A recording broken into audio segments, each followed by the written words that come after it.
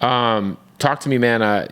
There was one of to me, the most flagrant, outside of the freshman cover having the "Not Like Us" tagline, but the fact there was no one from LA, and to me, the biggest omission of that cover would have been yourself. Was that something that bothered you, not making that cover? Of course, in that moment.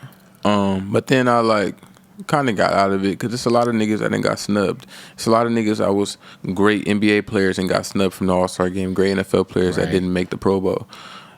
I don't mean I'm not great or I can't be great or whatever, whatever bar that is that they have set for this is what qualifies you to be XXL. Yeah. Cool, right? And I'm not here to say if I qualify or not. That's up to them. That's their list. At the end of the day, it's 100 fucking lists out here. It's complex. It's this, it's that. Yes. If you decide to make your own fucking top 10 list, it don't matter.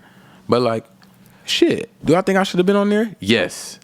But am I on some FXXL? No, because they could put me on for sure. there. They can put whoever they want on. It's their list. Yeah, shit. Yeah, I just look at it there's been some all-time great guys who never was on the freshman list. Yeah. They never put Drake on.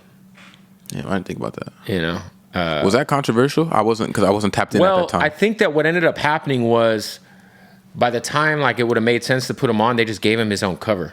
Oh. Which, shit. It is what it is.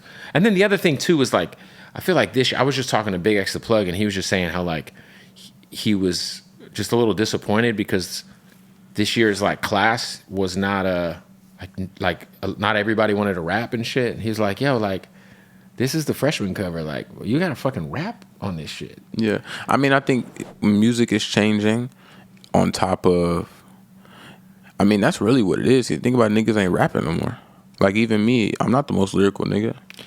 Right, but I feel like you could tell me if I'm wrong, but if you were to be on that cover, you would have had something, right? Hell yeah. I'm not saying that. That's what I'm saying. I'm not saying I wouldn't. I'm just trying to give okay, you know what I mean? Niggas. You would have rapped though. Hell yeah. I feel too, I think a lot of niggas don't appreciate, not even appreciate, but they don't see that XXL shit the same way Big X may. Big X may see that and remember, oh yeah, this is XXL. I grew up watching this shit. My generation, it's we only remember 2016. After that, we blinked. Right, and some of those were just there were some interesting cypher moments.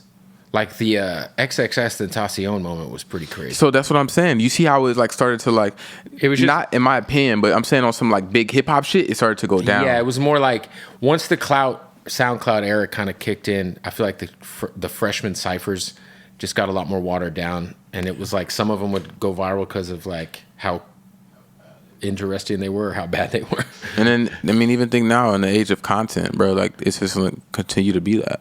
Do you feel because we are a content addicted society, and that can work for us and against us? I feel like consumers are they're so desensitized to everything because it's just content. Whether you're watching YouTube documentaries, whether you're watching Reels, TikTok, as an artist being in the content era of music, would you say that the content side is as important as the music now?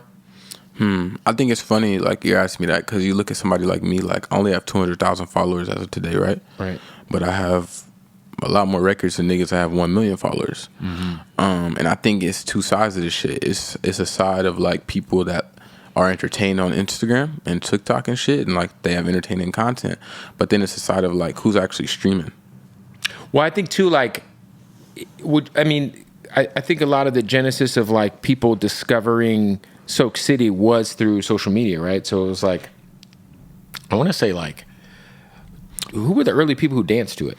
But see, okay, so it's CJ Stroud, Storm, yes. The Bar, etc., right? But the point I'm about to make here is this: people heard the song because of people dancing, not my face, not content that I did. Correct. Nowadays, bro, people won't have a fucking anywhere near a hit, right? But they'll go do one of the mic videos, and then people will see their face. Oh, yo, you're the dude. You're right, and then you'll get 800,000 fucking followers, not 800,000 streams. That fat dude that looks like Peter Griffin. Do you remember that fat dude, that the nerdy fat dude who dressed like Peter Griffin, the white dude who dressed like Peter Griffin on purpose, and he did the mic performance? And I was I know that guy. I don't know what his fucking name is, but like you said, is the consumption of the product matching up to whatever virality you might have, or because motherfuckers can be like, yo, I had a, on the radar freestyle that went crazy, which is great. Yeah. But it's like, are you converting to people going to consuming your shit or buying tickets to a show? Yeah, these niggas, no, nobody's selling tickets. But I think that shit's gonna drop down because I think what's starting to happen and everybody knows this shit. Like, these niggas are, like, labels are signing these people and it's not doing anything. Correct. So, like, when shit like that happens, change always occurs. Now, how long that takes, but, I don't think it'll be like that because it doesn't make sense. And it's a waste of investment. Yeah, and, like, honestly, if you're a label, unfortunately, it's like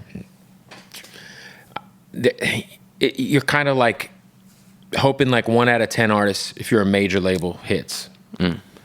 If you can get like one, let's say you're Atlantic and you sign 10 artists and one of them's Cardi B. You're like, okay, well, Cardi B is going to make up for all the money we might have lost off. Yeah, shit like that, keep the lights on. Yeah, exactly.